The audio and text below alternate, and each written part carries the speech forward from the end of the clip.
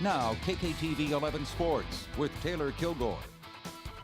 Well, it was a Sunday with no Broncos football, but lucky for us, that means we get to relish in that Thursday night smackdown just a little longer. And after losing 4 straight games, I think we've all earned the right. Back to basketball now. The Nuggets, a great night last night, a 2-0 start for the first time, as I mentioned, since 2011. But as head coach Mike Malone said after the game, tonight they'll be tested to a whole other level. So can the Nuggets make it 3-0 and hand the reigning world champs their first loss of the season? We're going to find out coming up tonight at 10. Yeah, Sam, this was a cold one. In fact, it's still snowing right now as we speak. 27 degrees at first pitch. That's the second coldest game ever in Coors Field history. It was tough. It was uncomfortable. I mean, 24 degrees, whoever's comfortable in that. Hello and welcome back out to the Broadmoor. I'm Taylor Kilgore. Well, round 3 of the U.S. Senior Open has now come and gone. Now, the weather decided to play a little switch up on us, and so did that leaderboard today. Jerry Kelly, you remember he's been the leader through the first 2 rounds. Today, he drops out of that first place spot. Okay, it was only for a few moments or so, but still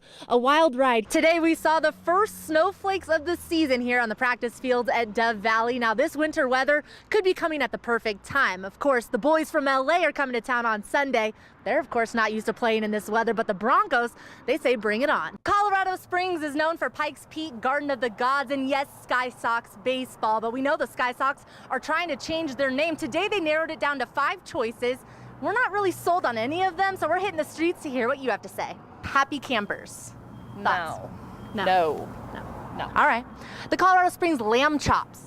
Bleep no. Colorado Springs lamb chops. What's the next one? Well, playing together for these two is definitely a good thing, especially so far. It's worked through these first 2 rounds. Now, I followed them a bulk of today along with a pretty sizable crowd here at the Broadmoor, and it was fun to see them feed off of each other's play. It is relatively calm right now, as you can see, but tomorrow the real work begins. As you mentioned, the players have already reported they went through that conditioning test they do every year. That was earlier today. Right now they're wrapping up dinner. They'll do one last round of position meetings later on, and then it is time to get after it. Now, this training camp, of course, is number 2 for Vance Joseph as the head coach. Season number 1, we all know it did not go as planned. CSU Pueblo women's basketball made history over the weekend. The Thunderwolves won the program's 6th RMAC tournament championship. That's the most of any school in conference history. Now, it didn't come easy. Air Force is excited for another shot at Army. You remember when these 2 teams met earlier this season? It was during the fall when, frankly, Air Force was just struggling to fill a lineup.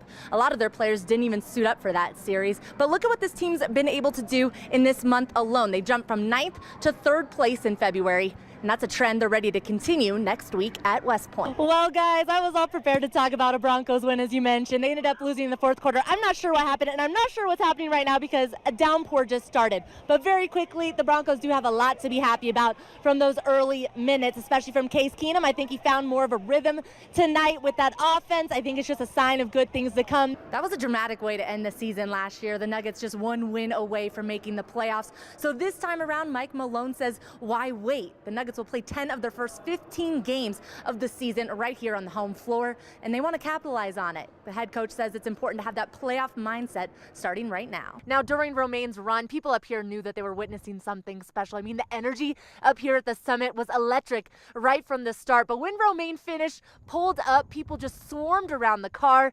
Romaine opened the door, and all he could do was let out a cheer because he knew that that record was finally his. This is the closest that they get to game action so far, so you can imagine the play elevating just that much more today in the first day in full pads. Now, one moment really stuck out to me today, Sam, and that was the last play of practice. You remember, I'm talking about Cortland Sutton.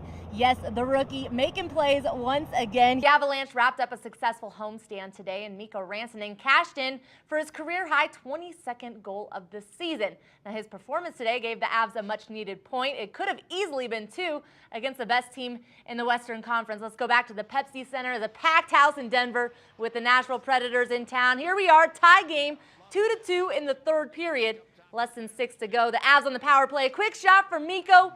and Az take the 3-2 lead. Camp is not slowing down. Tomorrow will be the first practice in full pads for this squad. As Domata Peko said today, that is when the real football starts. But we're just getting started here on day 3. Coming up, we're going to hear how quarterback Case Keenum, his presence is actually affecting the defense. We'll have that for you coming up tonight at 10. Well, watching the Eagles win the Super Bowl in person is definitely the perfect way to bookend the storybook offseason for Martin Truex Jr. But now he knows it's time to turn the page to the new season, and more importantly, the Daytona 500.